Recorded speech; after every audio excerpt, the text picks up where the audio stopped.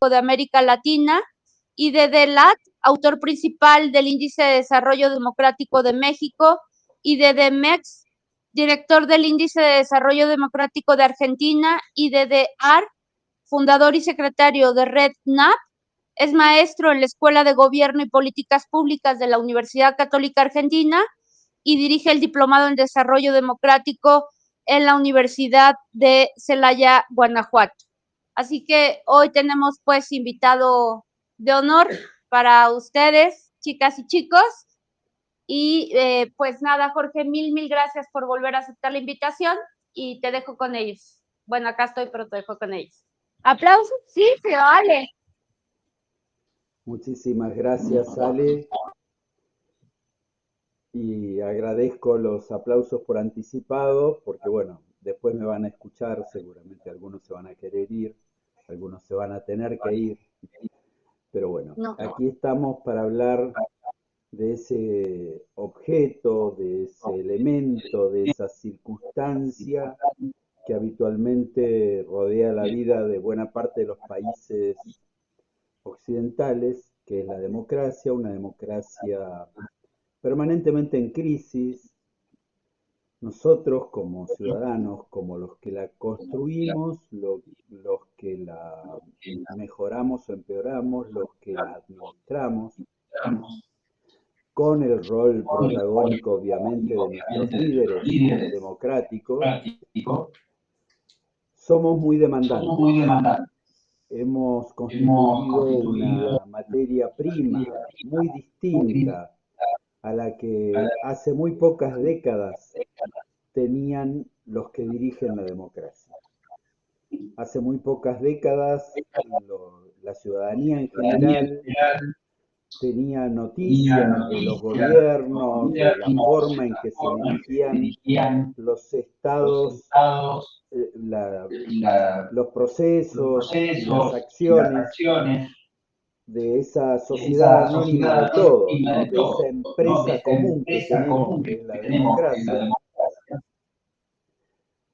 Hace pocas décadas, decía, los ciudadanos se enteraban de lo que sucedía por noticias breves, cortas, fundamentalmente en los periódicos impresos, en noticias que aparecían en los noticiarios de las radios, noticias que aparecían en los noticiarios de la televisión, y ese era el mecanismo por el cual la democracia realimentaba, o los órganos de la democracia realimentaban a los ciudadanos con información, y a su vez recibían muy poca información de lo que los ciudadanos demandaban de la democracia.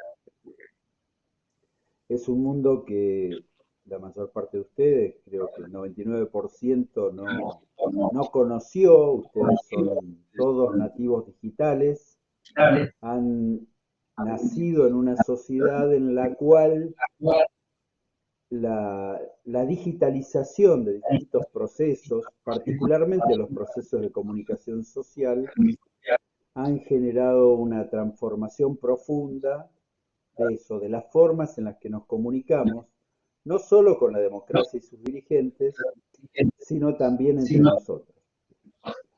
Hoy es mucho más habitual que cada uno de ustedes tenga su propia aldea virtual. ¿Cuál es la aldea virtual en la que cada uno de nosotros nos movemos hoy? Nuestras redes sociales, nuestros contactos por WhatsApp, por Instagram, por Facebook, por las distintas redes sociales a nivel profesional, LinkedIn u otras, que lo que hacen es conectarnos virtualmente con el mundo de nuestro interés. Ya no necesariamente estoy conectado con la gente con la que me cruzo, ya eso traía algunas dificultades, no nos saludábamos, no había mucha interacción personal entre la ciudadanía, y ahora en vez hay un flujo de comunicación constante, impresionante, si uno lo mira en términos de una foto de lo que eran las comunicaciones entre los seres humanos hace apenas 2 décadas atrás y a lo que son hoy. El flujo de información que estamos emitiendo nosotros, porque nos hemos convertido en emisores universales de información. Si hoy alguien quisiera saber en qué está cada uno de ustedes y tuviera acceso a las redes en las que están, rápidamente podría hacer un repaso, estando en China, en Japón o en Indonesia, de qué ha sido de la vida social de cada uno de ustedes en los últimos tiempos. De hecho, ya hay una especie de vigilancia mundial. Los grandes procesadores de la información de las redes sociales cuentan con información masiva, sensible, privilegiada de cada uno de nosotros, de nuestros gustos, con quienes nos relacionamos, a quienes amamos, a quienes odiamos, con quienes nos comunicamos a diario y con quienes lo hacemos con frecuencia semanal, quincenal, mensual o anual. Cualquier corte de la información disponible en las redes que protagonizamos cada uno de nosotros como emisores está hoy disponible para ser analizada con inteligencia por algoritmos, distintos mecanismos de procesamiento de la información. De hecho, esto también, por supuesto, ha impactado en la democracia. Ha cambiado la forma en que nos relacionamos dirigentes y dirigidos. Ha cambiado la forma en que nos relacionamos los dirigidos en función de intereses particulares, sean estos políticos, sociales o económicos. Nosotros podemos emitir información, seleccionamos la información que recibiremos y la procesamos de acuerdo al sesgo de interés, de valores. Cada uno de nosotros mira la realidad no tal como es, sino tal como piensa que es o como quiere que sea. Hay en la interpretación humana de la información una enorme carga volitiva, emocional, que determina cómo interpreto yo esta información. Entonces, esos cambios sustanciales en la forma en que nos relacionamos los seres humanos ha impactado fuertemente en la democracia. De lo que vamos a hablar hoy aquí es precisamente eso. ¿De qué va la democracia? ¿Cómo está? ¿Quién es la democracia? ¿Cómo evaluamos la democracia? ¿Cómo la Jorge, sentimos? ¿Qué hacemos con ella? perdón, Jorge, perdóname, un segundito. Creo que tu micro, tu mano o tu algo rosa, tu micro, te escuchamos perfecto, pero de repente como que algo rosa y se escucha así como un ruidito. Gracias, Perdón. gracias por el aviso. Ahí puse fijo el micrófono a ver si se escucha mejor. Me Sí, avisas perfecto. cualquier cosa. Gracias, Jorge. Aprovecho, Adelante. Ale, para consultarte. Sí, ¿Puedo compartir pantalla? sí, sí, claro, claro, claro. Perfecto. Por favor, sí, adelante.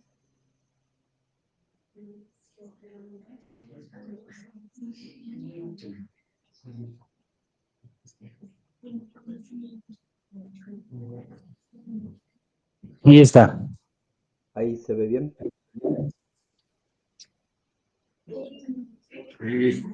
Hey, Perfecto, gracias. Sí, sí.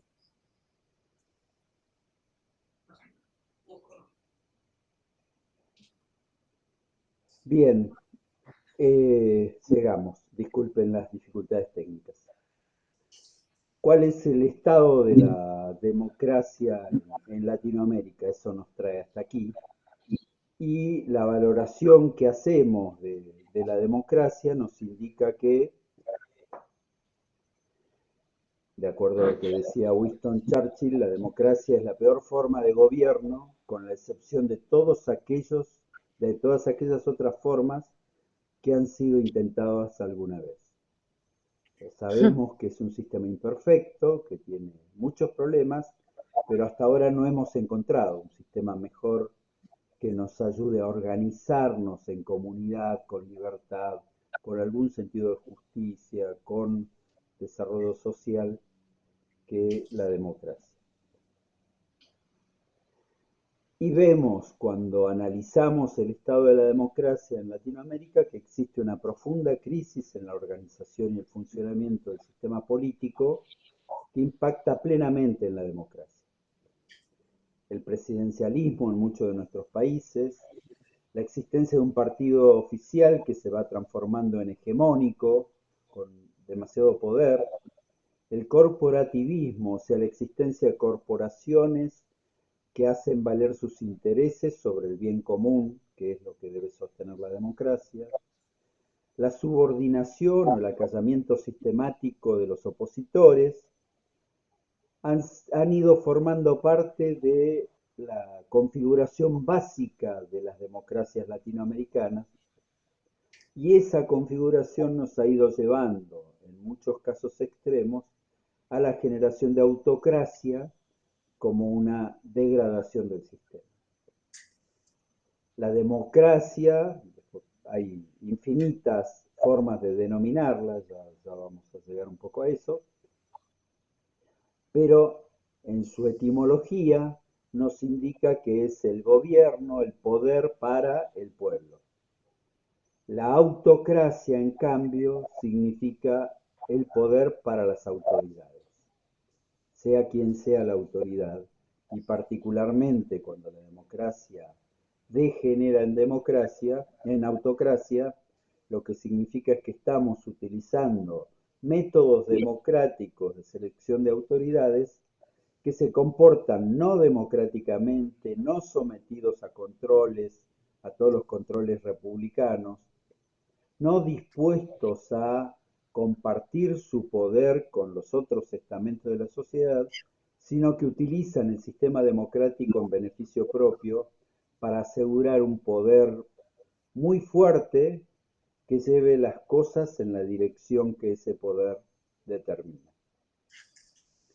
Decíamos que la democracia tiene distintas acepciones, distintas definiciones.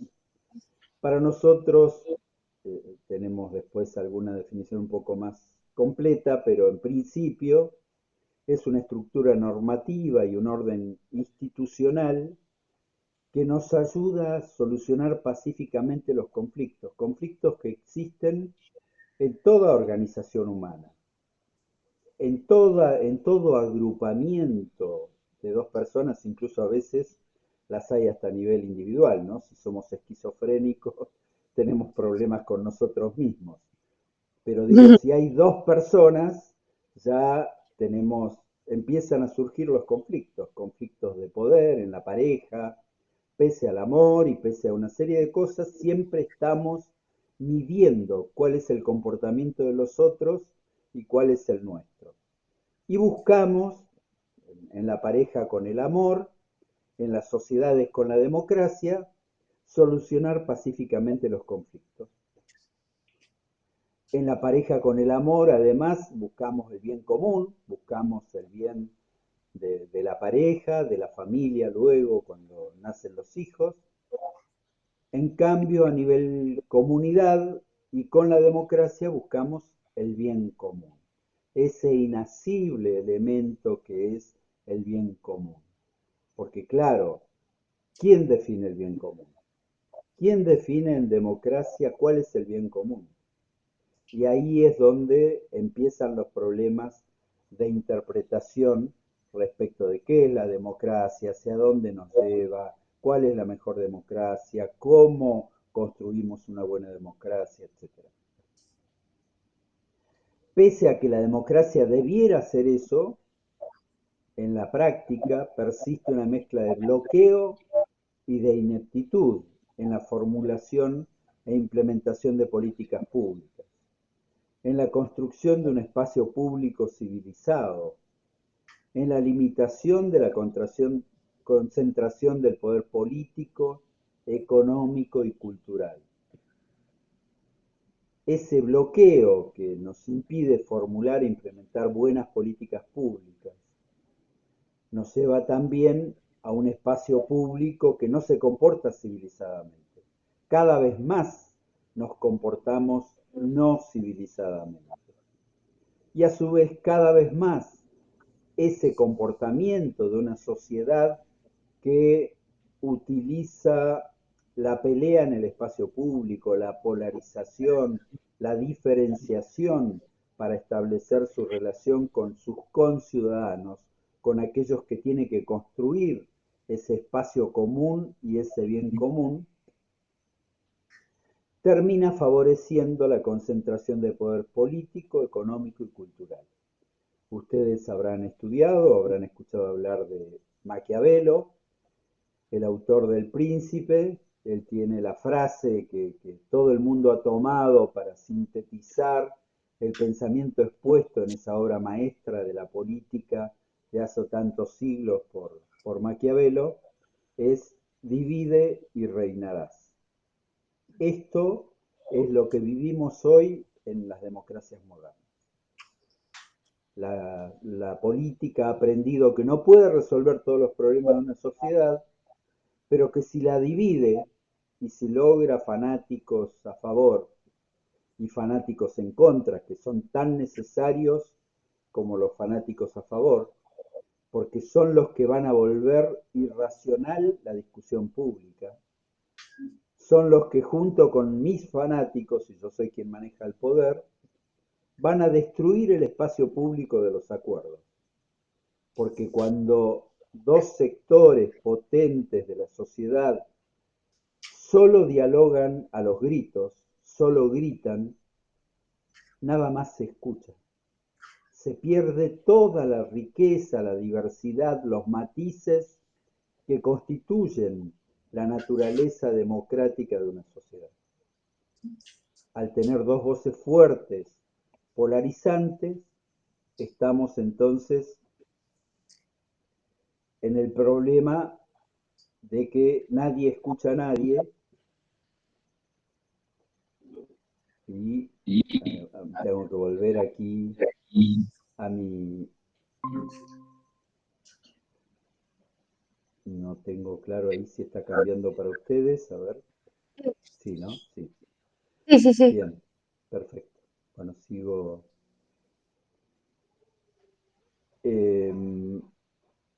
Entonces, ¿cuál es el estado de la democracia en Latinoamérica? Todos cumplimos la fábula de la hormiga y la cucaracha.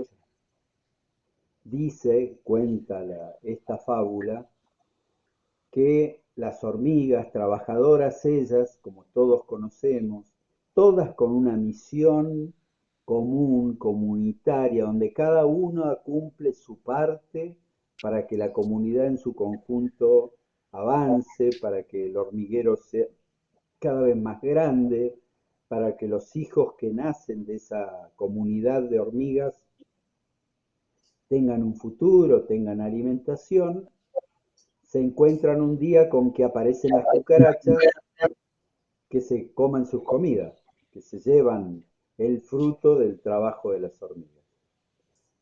Entonces se reúnen en una asamblea las hormigas y entonces una propone, contratemos un fumigador que las mate a todas. Bueno, todas aprueban a los gritos esa genial idea. Pero claro, cuando llega el fumigador con el insecticida, nos alcanza a todos. Entonces estamos todos, cada uno de nosotros cree que es la hormiga artífice de la comunidad y ve en los otros a las cucarachas, ve en los otros a los peligrosos y estamos buscando el fumigador que las elimine. Entonces, en ese esquema de desconfianza comunitaria, donde el otro siempre es un enemigo, con el otro, con el que piensa diferente, jamás voy a poder construir, nos va dividiendo de una manera en la cual un día llega el fumigador y se lleva nuestra democracia.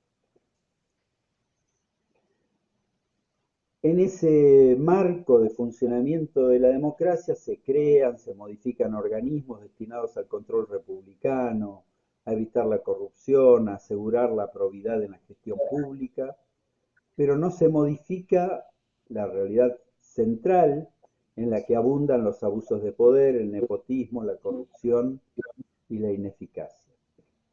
Da la sensación de que algún maestro invisible en las democracias anda susurrando al oído del poder, cambia algo para que nada cambie. Entonces, particularmente en América Latina tenemos una especie de afición, de ambición por la modificación de las instituciones que supuestamente van a resolver los males. No, esto no funciona porque, bueno, un caso emblemático hoy en México, ¿no? La justicia funciona horrible, se resuelven el 2%, el 3% de los casos denunciados. Nadie tiene dudas de que la justicia en México, como en buena parte de los países latinoamericanos, no funciona bien. Entonces cambiemos. Para que esto funcione mejor, tenemos que elegir a los jueces. ¿Hay alguna seguridad de que ese cambio en las instituciones va a traer inevitablemente una mejora? ¿Hay una medición de que los procesos de funcionamiento de una justicia en la que los jueces sean elegidos por el voto popular modifica sustancialmente el funcionamiento de la justicia? No, no la hay. Pero bueno, crea una mística del cambio, alimenta de alguna manera la ilusión de quienes queremos vivir en una democracia mejor. Y entre tanto vamos viendo, digamos, qué es lo que sucede con buena parte de lo que son eh, las modificaciones institucionales para mejorar la democracia. Perdón, parece que cerré el... La presentación. Sí, disculpe, No, no. voy de nuevo.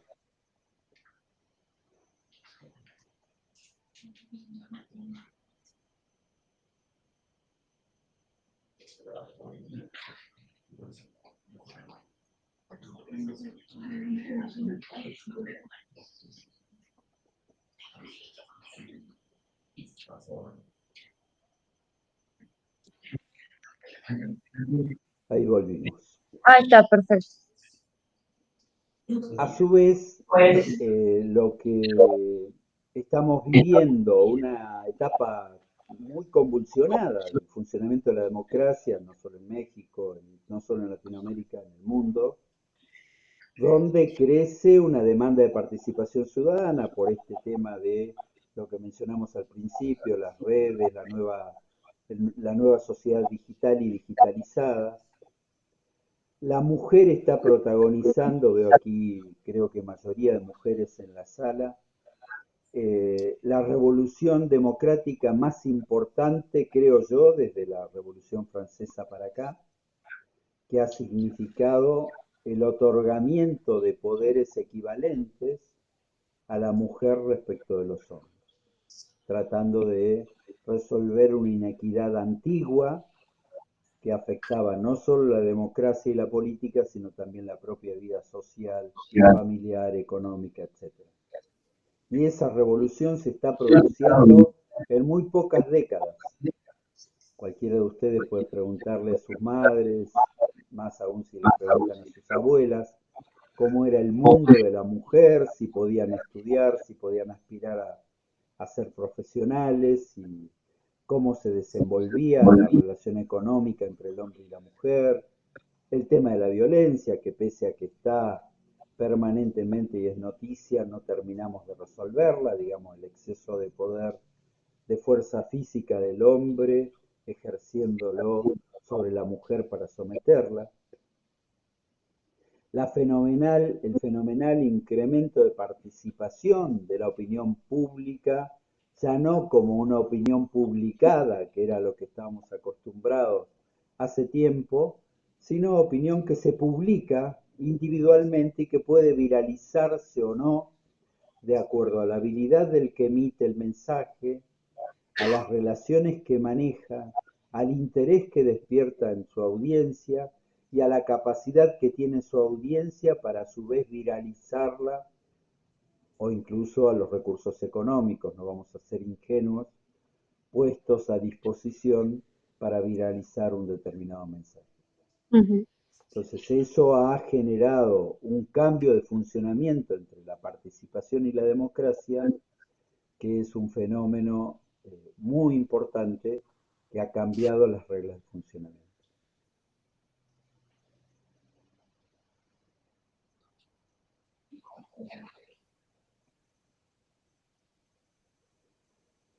¿Cuáles son los retos de la democracia? Entonces, en este marco hay una decadencia enorme del sistema tradicional de partidos. Han surgido, emergen a veces sorpresivamente líderes de movimientos antipartidarios y antipolítica que representan la aspiración de transformaciones radicales en el seno de la sociedad. Surge la idea del voto bronca, el voto castigo, la desconfianza hacia las élites que gobiernan la democracia. En definitiva, un distanciamiento profundo entre el ciudadano y las instituciones democráticas, entre el ciudadano y la política, y eso ha pasado a ser un signo de esta época. Simultáneamente, al existir esa ruptura entre el sistema y la base de la democracia que son los ciudadanos, los dirigentes, la palabra lo define, dirigen a la gente, pero han perdido la capacidad de representar qué es lo que esa gente desea, necesita, aspira. Entonces se ha roto ese vínculo también por el sentido de la comunicación del que hablábamos al principio. Hace tiempo un líder tenía la capacidad de imponer su agenda, su lectura del mundo, su lectura de la sociedad, si era un dirigente político prestigioso, a través de los medios de comunicación, emisores, donde no había interacción con los receptores, podían imponer una visión del mundo, de la sociedad, de su pueblo. Hoy los dirigentes han perdido esa capacidad y como no pueden imponer su visión, tampoco logran captar la esencia de una audiencia múltiple, diversa, compleja, donde hay millones de personas que quieren cosas distintas, muchas de ellas encontradas. Muchos millones darían la vida por eliminar las aspiraciones de otros millones. Entonces, los dirigentes van aprendiendo este mecanismo de cambiar algo para que nada cambie, de mensajes virulentos y realizables, de propuestas y promesas revolucionarias de cambio para que nada cambie. Y entonces la democracia electoral se sostiene, pero cada vez se parece más a una cáscara vacía de contenido democrático transformador. Así las cosas, los resultados de esta democracia del siglo XXI, de estos dos décadas y un pedacito que llevamos, podríamos centralizarlos en 5 claves. La desigualdad presenta múltiples caras. Hay desigualdad social, económica, religiosa, moral, racial. Las desigualdades cruzan en todos los sentidos a nuestras sociedades. Una segunda clave es que hay un enorme distanciamiento, lo hablábamos, entre las élites y la ciudadanía.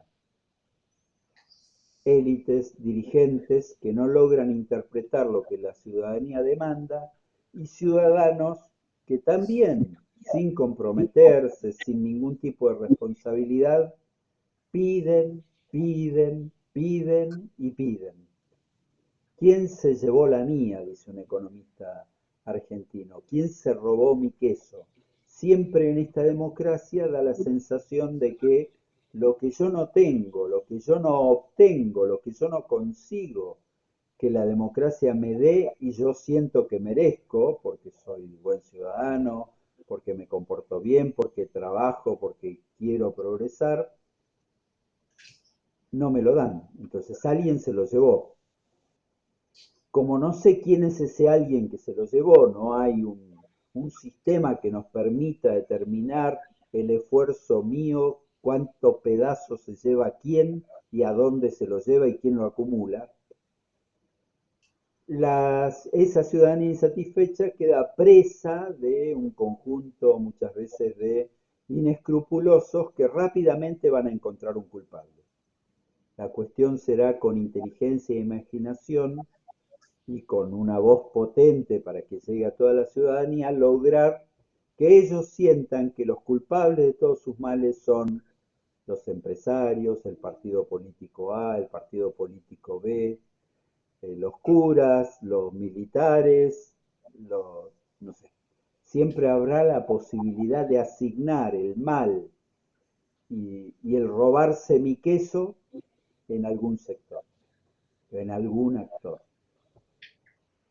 La clave 3, ese malestar empieza a transformarse y empieza a tener sentido de urgencia. Digamos, la sociedad está insatisfecha y dice, bueno, basta, ya elijo, cambiamos y mi queso no aparece. ¿Quién se lo lleva ahora? Creí que era fulano, creí que era mengano, creí que era sutano, pero mi queso no aparece. Y al mismo tiempo esta clave del déficit institucional, o sea, las instituciones con dirigentes que no logran interpretar el sentido, el pedido, los reclamos de la ciudadanía, empiezan a ser cada vez menos eficaces, menos respetadas, y surgen al mismo tiempo, la última clave, nuevas formas de involucramiento político. Esa potencia, esa capacidad que tiene la sociedad de interrelacionarse, empieza a hacer aparecer focos de poder en lugares a veces totalmente impensados. En ese marco, algunas más, algunas menos, las democracias quedan a un paso del estallido o a merced de liderazgos autocráticos que tocan la música que los sectores más extremos desean o necesitan escuchar. Este juego, digamos, del dirigente que no entiende a su gente y que va a empezar a tocar la música que los más revoltosos quieren escuchar. ¿Quiénes son los que más se hacen escuchar en la comunidad? Bueno, voy a decir lo que ellos quieren escuchar y de esa manera voy a validar mi legitimidad como dirigente en la democracia. Pero claro, ¿cuál es el problema que tenemos con la democracia? La democracia, como es un bien social complejo, cada uno de nosotros creo que hay casi tantas definiciones de democracia como ciudadanos, o capaz que alguna más, por esto de la esquizofrenia que les he mencionado. Pero bueno, a diferencia de medir la calidad de un producto tangible, seguramente muchos de ustedes han escuchado hablar de los procesos de medición de la calidad que hoy se imponen en las industrias, en la producción de bienes y servicios. Hay normas, las benditas normas ISO, que definen cómo debe ser un proceso para que sea medible, evaluable y mejorable. Pero claro, en estos casos, si no nos podemos poner de acuerdo en qué es la democracia, cómo la definimos, los criterios son más subjetivos y difíciles de cuantificar, porque involucran a la política, a la sociedad, a las instituciones y al propio comportamiento humano. No se puede medir una democracia si no medimos el comportamiento de sus ciudadanos. ¿Qué tipo de ciudadanos somos? ¿Estamos comprometidos realmente con el bien común? ¿Actuamos como si quisiéramos que el conjunto de la sociedad encuentre un espacio público de consensos, de acuerdos y de planes de mediano y largo plazo que nos permitan avanzar en conjunto, en equidad y en desarrollo? También eso necesitamos indagar. Y ahí, obviamente, necesitamos estudiar un poco los métodos de medición. Esto lo voy a pasar rápidamente porque algunas cosas son chinas para ustedes que no están en este tipo de materias.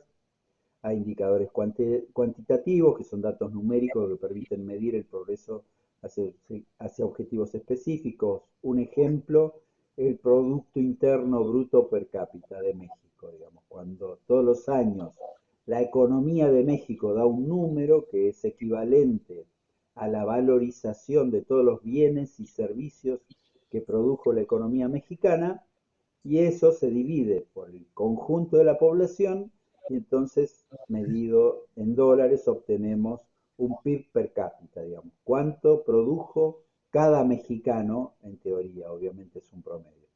Eso es un dato cuantitativo. Hay indicadores cualitativos, que son datos no numéricos que proporcionan información sobre la percepción de los ciudadanos y la calidad de vida. Aquí las cuestiones que cómo se miden estos datos ya no es tan objetivo el dato. Sale una encuestadora, una empresa consultora a medir la percepción ciudadana, y mediante encuestas, que pueden ser telefónicas, presenciales, por las redes sociales, y haciendo un muestreo, se supone que científico, dicen, bueno, yo para saber cómo está funcionando esta sociedad, tengo que medir tantos hombres como tantas mujeres, como hay distinta proporción de ancianos, de gente adulta, de jóvenes y de niños, tengo que tener en mi muestra tanto peso de niños, de jóvenes, de ancianos y de adultos. Bueno, hace todo un estudio proporcional de la muestra y con eso obtiene indicadores cualitativos. Así la gente responde sobre la felicidad, por ejemplo. ¿Qué tan feliz es el poblano respecto de la percepción de felicidad que tiene el michoacano hoy? Eso es un típico indicador cualitativo. Existen además complementariamente modelos de simulación, que son herramientas computacionales que nos van a permitir simular el comportamiento de sistemas complejos y evaluar diferentes escenarios. Ahora, esos son los sistemas de medición, las herramientas que tenemos disponibles para medir los sistemas en lo que hace a su calidad. ¿Cuáles son los criterios en la medición, digamos, de procesos sociales complejos como la democracia? La satisfacción del cliente. Si bien el cliente en este contexto es un ciudadano, un grupo de interés o incluso una nación, la satisfacción sigue siendo un indicador fundamental. Eso puede medirse a través de encuestas, análisis de redes sociales, indicadores de participación ciudadana, etc. La eficiencia es otro criterio en la medición de estos sistemas sociales complejos. ¿Se están logrando los objetivos establecidos con un mínimo de recursos? Eso, por supuesto, va a incluir medir el tiempo de respuesta, los costos por unidad, el impacto ambiental de las acciones, etc. La equidad. ¿Se están distribuyendo los beneficios y los costos de manera justa? Eso involucra, por supuesto, análisis de desigualdad, de discriminación y cómo se accede a las oportunidades dentro de una sociedad. La transparencia. ¿Se está informando a todos respecto de las decisiones y de las acciones de una manera clara, de modo que todos sepan lo que quienes conducen están decidiendo para el bien común y que va a terminar afectando a todos los miembros de una sociedad? La transparencia es esencial porque es lo que realimenta el círculo virtuoso de confianza y participación ciudadana. Si yo siento que todo es opaco, que todo se resuelve al oscurito y que en definitiva están engañando a la población, muy difícilmente me sienta confiado y comprometido para participar como ciudadano en un sistema que me merece toda la desconfianza. La legitimidad es otro criterio. ¿Se perciben las decisiones y acciones como justas y apropiadas? Es un concepto más amplio que la legalidad, ya que no se limita simplemente a cumplir las formas, sino que implica la aceptación social de las normas y los procedimientos. O sea, yo no lo cumplo porque tengo la penalidad de que si no cumplo esta ley voy a ir a la cárcel, sino que lo cumplo porque es un procedimiento legítimo y no necesito torcer el camino, ir por izquierda, decimos nosotros aquí, para evitar el cumplimiento de la ley. Otro criterio en la medición es el impacto. ¿Cuál es el efecto a largo plazo de las políticas y de las acciones? Y esto seguramente incluirá indicadores económicos, sociales, ambientales, etc. Coherencia es otro criterio en la medición de procesos sociales. Las diferentes partes del sistema están trabajando en la misma dirección. La coherencia implica alinear políticas, acciones y objetivos. Si resulta que una parte trabaja para ir al sur y la otra parte trabaja para ir al norte, difícilmente esa incoherencia puede acercar a una comunidad, a un grupo social, a ningún objetivo. Adaptabilidad del sistema, es capaz de responder a los cambios en el entorno y sobre todo en la base del sistema, está midiendo lo que pasa ahí al interior de la sociedad que dirige para ver que hay que cambiar, que algo que nos definimos hace 4 años cambió sustancialmente y necesitamos hacer un cambio copernicano en el sentido del trabajo, en el sentido de los objetivos de los recursos que administramos. Claro, todo esto se dice fácil, pero se hace muy difícil. Medir la calidad en procesos complejos es un desafío que requiere un enfoque multidisciplinario, la combinación de diferentes métodos de selección de indicadores que tienen que ser los adecuados además y utilizar herramientas de análisis apropiadas. Por eso es que precisamente nada es tan simple, porque cuando atacamos la tarea esta de medición, estamos también sujetos a subjetividad. Muchos de los conceptos son difíciles de medir, de definir y de medir de manera objetiva. Son sistemas complejos, altamente complejos, y están influenciados por una enorme cantidad de variables. Hay un océano de disponibilidad de datos. Muchas veces los datos necesarios para medir la calidad no están disponibles o son de mala calidad o no encontramos los apropiados o directamente no se producen. Hay causalidad e interdependencia. Es bastante difícil establecer relaciones causales y el eventual grado de interdependencia entre las diferentes variables. Pero a todas estas dificultades, además, les vamos a agregar la dificultad de enfoque. ¿Qué es lo que queremos medir? Queremos medir calidad, queremos medir desarrollo. Guillermo O'Donnell, un politólogo argentino ya fallecido, muy estudioso de las democracias latinoamericanas, decía que la calidad de la democracia se refiere a la medida en que un sistema democrático cumple con ciertos estándares normativos y formales en aspectos claves como el respeto por los derechos civiles y políticos, la transparencia y la eficiencia de sus instituciones, la igualdad en la participación política y el Estado de Derecho.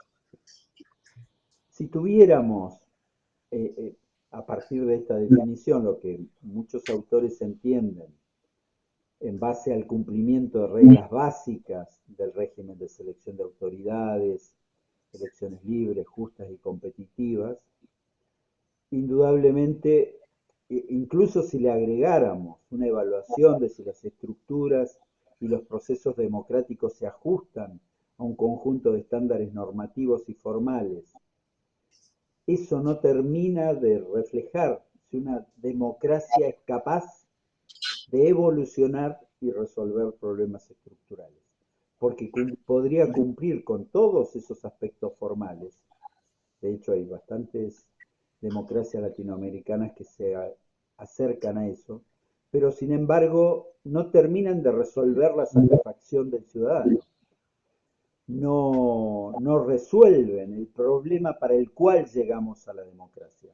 A la democracia llegamos para construir un método de solución pacífica de los conflictos en el seno de la sociedad y para construir el bien común, con equidad, de manera que los beneficios de la democracia lleguen a todos los participantes del sistema.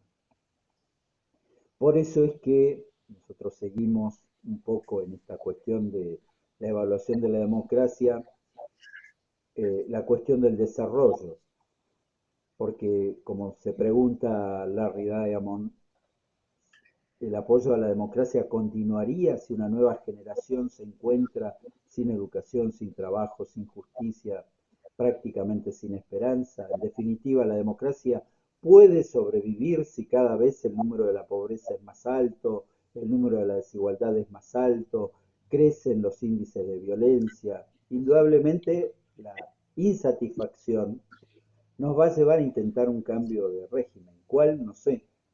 Pero rápidamente, si la democracia no da estos resultados, pierde su legitimidad. Autores como Dahl y Diamond sostienen que el proceso dinámico y progresivo por el que un sistema democrático mejora continuamente en aspectos clave, como la participación política, la protección de los derechos humanos, la inclusión social y la equidad, el fortalecimiento de sus instituciones y el respeto por el Estado de Derecho, es el desarrollo apoyado en las virtudes de la democracia. O sea, lo que ellos dicen es que en definitiva, solo un sistema que respete estos principios, que logre en la práctica funcionar de modo que todo esto se cumpla, logra la legitimidad y el apoyo para las virtudes de la democracia. Entonces, allí definimos el desarrollo democrático como el proceso de crear crecimiento y cambio positivo para las personas y los sistemas económicos, políticos y sociales en democracia. Para eso evaluamos el desarrollo democrático. El desarrollo democrático pone énfasis en la capacidad del sistema para transformarse y adaptarse a las demandas cambiantes de la sociedad y mide la capacidad del sistema para garantizar y ampliar los derechos civiles, los políticos, los sociales y económicos de manera inclusiva, abordando las desigualdades, enfrentando las desigualdades estructurales y promoviendo el acceso equitativo a oportunidades y recursos. Es en este marco que nosotros definimos el desarrollo democrático como aquel bien social que se construye colectivamente, que está en constante transformación, que permite alcanzar acuerdos básicos y para generar políticas estables que son decididas e implementadas por el Estado para proveer, para promover, para acercarnos al bien común y al desarrollo armónico de la sociedad. De eso hablamos cuando hablamos de desarrollo democrático. Es esa la asignatura pendiente de la democracia en América Latina y en buena parte del mundo, donde el sistema, el cumplimiento de aspectos formales, no está alcanzando para resolver esos problemas trascendentes de la sociedad. Y allí hay una lucha entre lo dinámico y lo estático, la calidad tiende a ser una medición estática, el desarrollo es dinámico porque va reforzando cómo la propia sociedad construye la democracia. Hay una diferencia entre la participación sustantiva y la participación formal. La calidad democrática está centrada en lo formal, el desarrollo democrático mide lo sustantivo de las democracias para su progreso. La satisfacción del ciudadano versus la satisfacción de las formas. La medición de aspectos formales contribuye a la enajenación de la dirigencia respecto de las cuestiones básicas que afligen a los ciudadanos. Por eso nos importa saber cuán satisfecho está el ciudadano con su democracia. Por supuesto, todo esto planteado en un marco teórico. Ahora, cuando vamos a la realidad, toda medición de cualquier proceso, de cualquier sistema, fundamentalmente de los procesos sociales, es un reduccionismo de la realidad.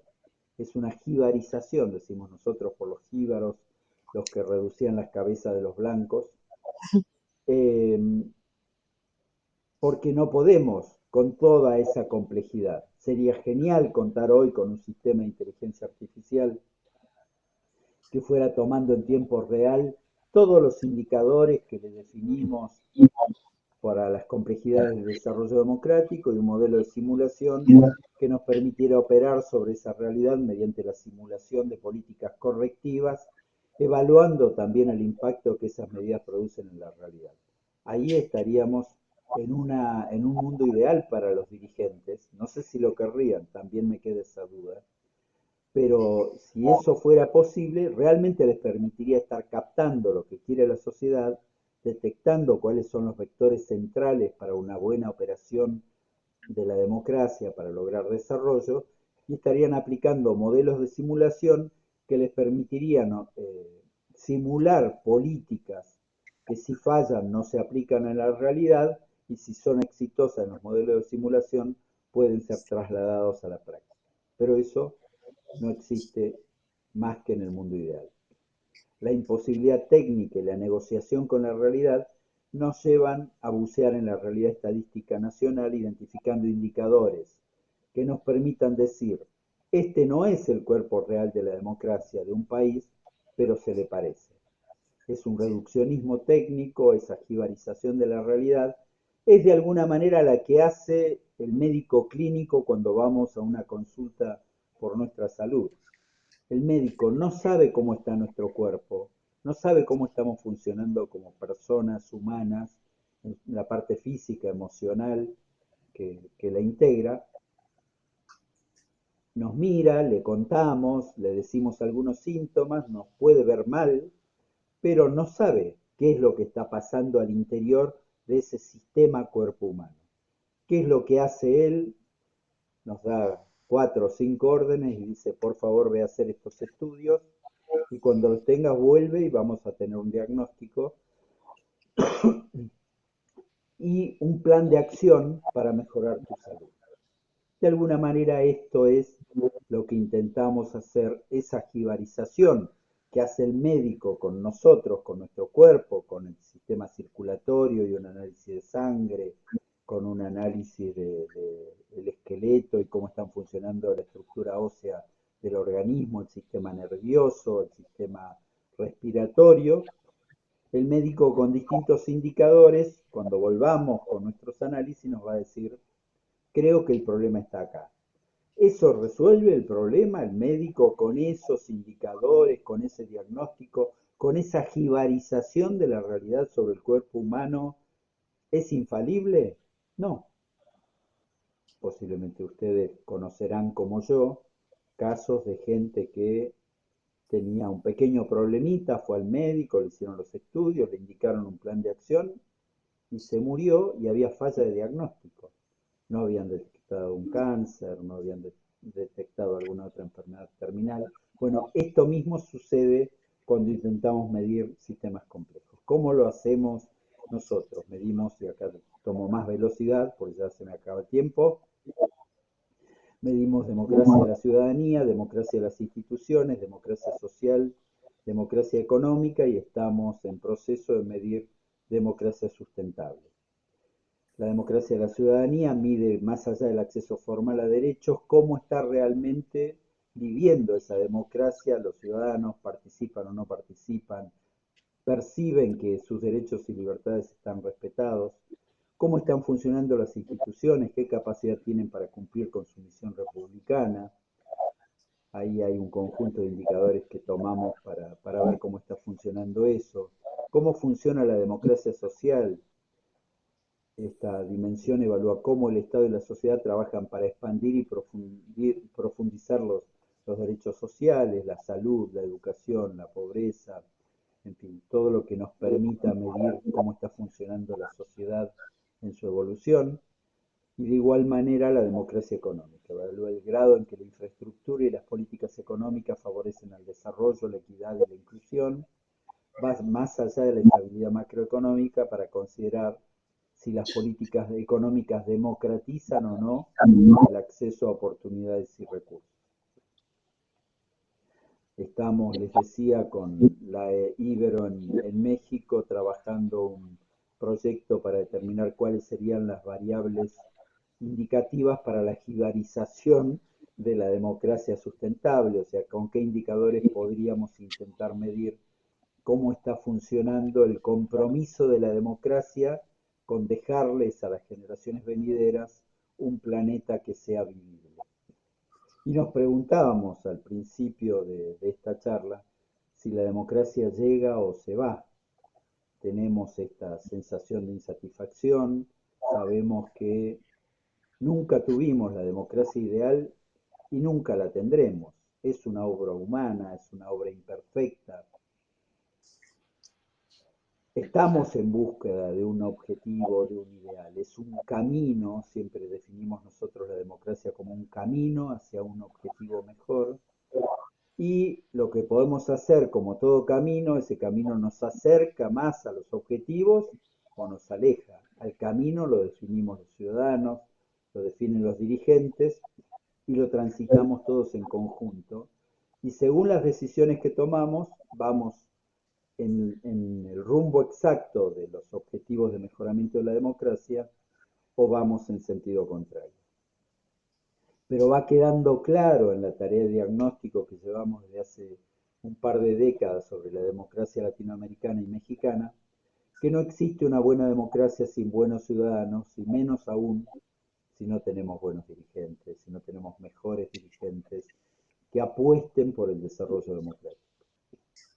Pero claro, también es importante saber que lo que no se mide no se mejora. Y aun cuando sea una jibarización de la realidad lo que hacemos, es una tarea importante poder tener algún diagnóstico que nos permita saber cómo lo estamos haciendo, quién lo está haciendo mejor que nosotros, qué políticas aplica, qué participación ciudadana tiene, cuánto de lo que se hace para bien en otros lugares podemos hacerlo nosotros también, o cuánto de lo que se evita para mal en otras situaciones nos puede resultar positivo también para nosotros. En este marco es importante resaltar que las encuestas siempre miden humores circunstanciales, los datos estadísticos cuentan verdades más cercanas a la realidad. Lo que sucede es que con la inmediatez con la que nos manejamos, cada vez queremos más encuestas y menos datos estadísticos. Porque no, entonces si el dato de la pobreza es del año pasado, ¿de qué me sirve? Ya se debe haber duplicado. O no, ya el gobierno es tan bueno que ya la eliminó. Entonces nos vamos de la incerteza por el año de distancia, a lo mejor con un dato estadístico, a la incerteza de la presunción. Entonces, instrumentos como el Índice de Desarrollo Democrático que nosotros medimos en México desde el año 2010, los invito a que visiten el sitio web para ver el comportamiento de los 32 estados del país en la serie histórica que llevamos desde el año 2010. Se accede con www.idd-mediomex.org. Allí pueden ver los informes de cada uno de los años y incluso jugar un poco con los datos de los indicadores y ver el comportamiento de Puebla comparándolo con Michoacán y el Estado de México, con Sinaloa y Chihuahua, o hacer distintos análisis y estudios que sean de interés de quien accede a esta información. Entonces, instrumentos como este hacen sentido si se utilizan con criterio. Nosotros podemos ir al médico y hacer los 4 o 5 análisis que nos manda, volver al médico que nos dé un diagnóstico, que nos elabore un plan de salud, que va a decir: Jorge, estás con sobrepeso, tienes que correr 10 kilómetros por día, tienes que dejar de comer grasas, tienes que seguir un plan de alimentación sana, y yo me comporto como un muy buen paciente, le digo que sí, asiento con la cabeza cada palabra que dice, y al otro día sigo siendo Jorge Arias, sigo comiendo como comía, no hago lo que hacía y así me va. Digo, soy muy mal paciente, dicho sea de paso. Pero bueno, esto de alguna manera es lo que nos sucede también con la democracia. Si simplemente recibimos estos indicadores y no nos comprometemos con un plan sistemático de mejora de la democracia, indudablemente vamos a seguir midiendo cosas que funcionan mal y poco vamos a hacer para que mejore la vida del conjunto de la sociedad. Los desafíos que tenemos a esto, y aquí vamos a los individuos, a los ciudadanos, a lo que es cada uno de las personas que está en esta sala, a lo que soy yo mismo, El desafío que tenemos es no ser las cucarachas del sistema democrático, no comernos el fruto del esfuerzo de los otros parasitariamente, sino tampoco sentirnos, hormigas excluyentes, no ser los héroes en el sentido épico, yo soy el único demócrata, soy el único ciudadano ejemplar. El reto es ese, el de las hormigas, que logremos ser ciudadanos que constituyen una tribu, una comunidad, con derechos, con libertades y obligaciones, que cultivamos y protegemos nuestro propio metro cuadrado de democracia, así como la hormiga que tiene que ir a traer el pedacito de hoja sabe a dónde tiene que ir, volver, traerlo esforzadamente como las vemos, caminando a veces con pesos que las duplican en su capacidad, ser esas hormigas y cumplir nuestra misión, cumplir nuestra función. Ser capaces de colaborar en red, integrarnos en una comunidad de ciudadanos que vive, decide y construye un futuro inclusivo para todos en democracia. La democracia no es de nadie, es de todos y obviamente cada uno de nosotros como ciudadanos tenemos una responsabilidad enorme. Voy a parafrasear a un personaje mítico de mi país, Eva Perón. Ella, en su fanatismo peronista, decía, esto era en 1950, para fijarle algún periodo, o sea, hace 70 años, ella les decía a los peronistas, que en aquel momento eran mayoría en este país, decía, si el pueblo fuera feliz y la Argentina un país justo, ser militante del peronismo sería una opción. Como eso no sucede, hoy es una obligación. Y yo me permití parafrasearla aquí con esta frase. Si la democracia fuera plena y el pueblo feliz, ser militante de la democracia sería una opción. Hoy es una obligación. Una democracia sin ciudadanos comprometidos y sin líderes que conduzcan democráticamente hacia el desarrollo no es democracia. Es urgente y es importante generar procesos masivos, virales, invasivos, utilizando la tecnología disponible hoy para construcción de ciudadanía. Tenemos millones y millones de ciudadanos que no saben que lo son. Ustedes conocen. Esa ignorancia tiene cara, tiene rostro, y ustedes seguramente conocen a mucha gente que es ciudadana y no sabe que lo es, porque la mayor aproximación que tuvieron al proceso democrático es que el día de una elección vienen en un carro a llevarlo con una transacción de una bolsa de comida, de un par de tenis o de la promesa de un puesto para que voten por un líder. Y eso no es democracia.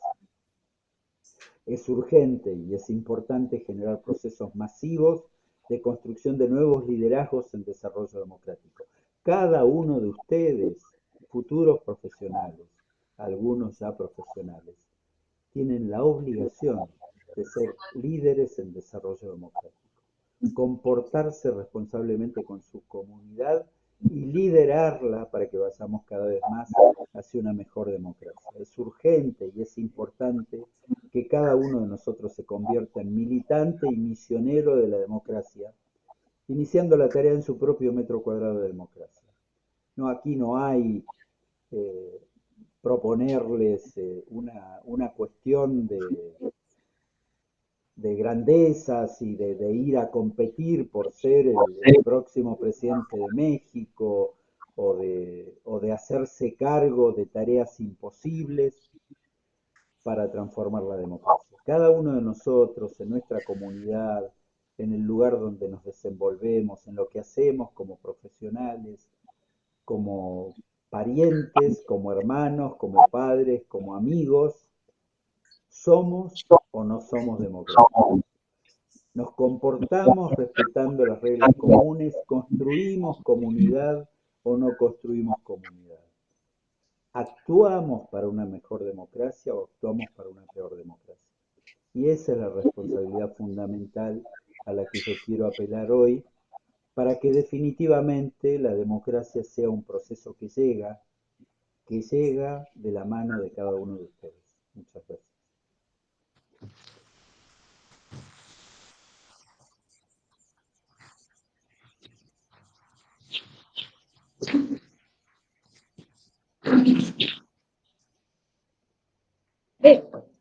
Mil gracias, Jorge querido. Chicos, chicas, chiques, ¿alguna pregunta? ¿Ninguna? ¿Todo muy claro? Sí. Están ¿Nadie? desesperados por salir del aula para ir a militar la democracia. Sí, creo, ¿no? Más bien, o están desesperados, siempre son muy participativos, preguntones, sí, míralos. No, alguna pregunta, duda o comentario, ahí también conectados, denme un segundo, chicos. También conectados están algunos estudiantes míos de sociología, que no estuvieron invitados hoy, pero bueno, algunos están en línea. No sé si alguno de ustedes, Gael, Maris, tienen alguna duda, pregunta o comentario. Hola, profesora. Sí, Mari. Hola. Mil gracias por la invitación. Mil gracias al catedrático. Y mi única pregunta es, ¿cuándo vuelve otra vez, por favor? Bueno, espero que pronto. Siempre estoy yendo y viniendo y Ale va a estar informada, así que seguramente se los haga saber. Estamos trabajando en la última etapa de cálculo del índice de desarrollo democrático de México 2024, así que eso es lo más previsible, digamos, como próximo viaje seguro, y seguramente será en enero o febrero del año próximo para presentar los resultados del índice 2024. Pues nada, muchas gracias, Jorge. Y a nombre otra vez de mi director, de Luis Ochoa, de nuestro director, te agradecemos muchísimo siempre tu colaboración y disposición para con la facultad. Muchas gracias. Gracias a ustedes por escucharme pacientemente y veo que en la sala quedaron bastantes, no escaparon tantos como preveía. No escaparon. No escaparon, y mira que yo no amenazo, ellos entran y salen cuando quieren, así que fue bastante enriquecedora la conferencia magistral, mi querido Jorge. Un abrazote y beso hasta Buenos Aires, y espero pronto tenerte por aquí. Muchísimas gracias, Ale, y gracias por la oportunidad y un cariño grande a todos tus alumnos. Nos vemos.